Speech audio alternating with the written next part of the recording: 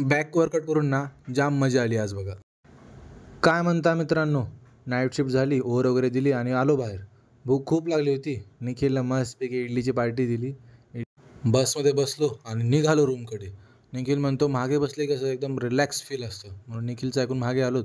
रूमवर येऊन पहिलं युनिफॉर्मला टाकलं भिजू घालायला, कारण खूप खराब झाला होता.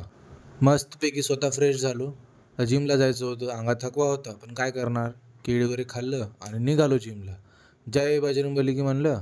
वॉर्मअपला सुरुवात केली. आज बॅक करायची होती, म्हणून व्यवस्थित स्ट्रेचिंग वगैरे करून घेतली आणि सर्व प्रकारचे आपल्याला आज व्हेरिएशन मारायचे होते, म्हणून हळूहळू मारायला सुरुवात केली. आज बॅकला पूर्ण तोडलोच फक्त, पण आरामात तोडलो. मग काय बघा तुम्ही, पंप असा होता बॅकचा. ग्रोथ मला दिसतीये, तुम्हाला काय बघा तुम्ही सांगा तुम्ही. काय जिमून निघालो, वाटेतच मस्त काही कडधान्य वगैरे घेतली. रूमवरून बघतो काय यश आले होते भेटायला, खूप दिवसांनी भेटलं यशसाठी. आणि पोस्ट वर्कआउटमध्ये एन्जॉय करून फ्रेश वगैरे झालो मस्त. आता रूम बघतोय खूप घाण झाली होती. मग काय बेडचा अवस्था बघा, पटकन बेडला साफ करून घेतलं आणि गेलो झोपायला.